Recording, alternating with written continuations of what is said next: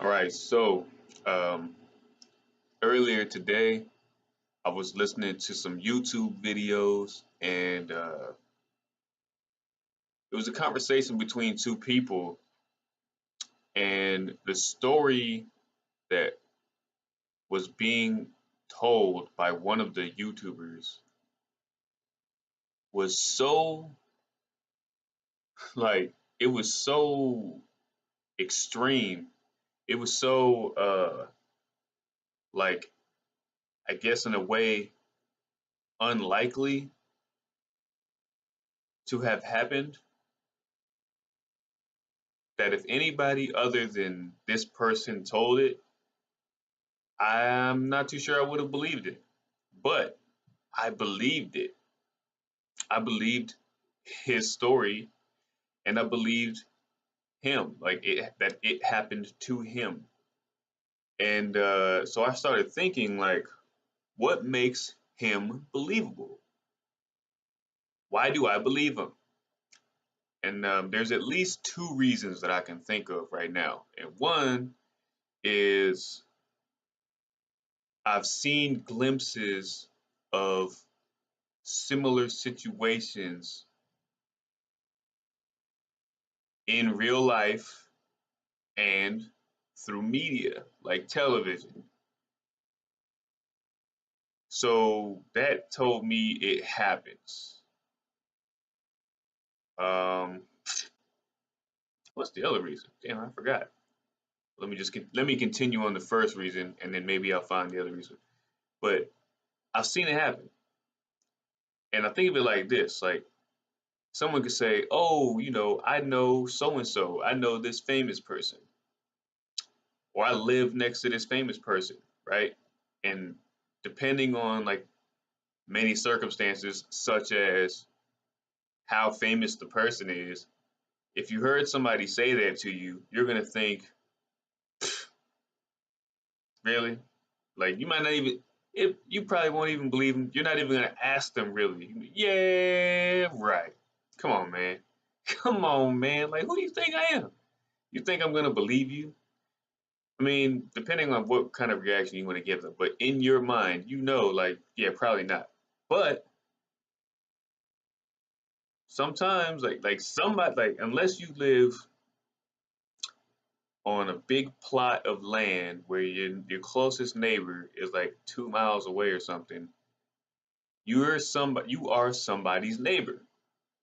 And you know, demographics are a thing, and people tend to group together according to certain factors such as like income and maybe where your job is. You might be that might influence where you live. Like if you're a professional athlete, like you play for the state team, well, you and every other person on that athletic team are going to live in that state at least while the season is going on, and you're probably going to live next to somebody else. And so, if I run into somebody who lives next to you and they tell me about it, like it's possible, so it's got to happen. Like somebody is, you know, Johnny Depp's neighbor. Maybe that's a bad example, but you get what I'm saying. And then another thing, I mean, I think maybe like your consistency, excuse me, as far as like how like for the people that you know, how many stories have you told that you've proven to be true, they've seen happen to you, or over time based on your reputation, what they know about you, they know like, okay, he's telling the truth. So then you develop this reputation of being somebody who's telling the truth. So when information comes up, like they're like, okay, yeah, he's worth believing. Um, I guess that would be like the logical side of it. The other side of it, I think, might be the emotional side of it. That people want to believe who you like. They want to believe that you're telling the truth for whatever reason. Maybe they like who you are. and so they want to maintain a certain narrative about you. But I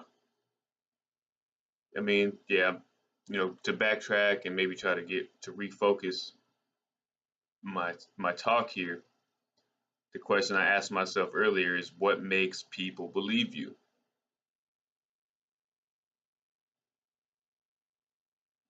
I say a lot of it, aside from consistency in your reputation, is demeanor and presentation. I mean, you got to think about context, like where am I? What does this person know? And how can I make this make sense?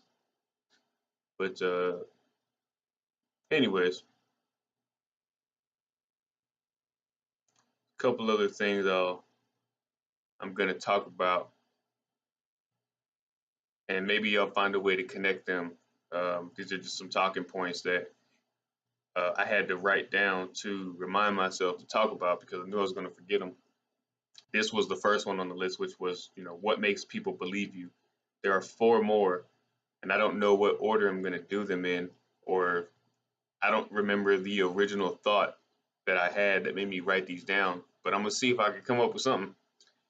But so the second one was how the subconscious mind overrides the conscious mind, the insanity of the pursuit of dreams, controlling people by their emotions, and snitching.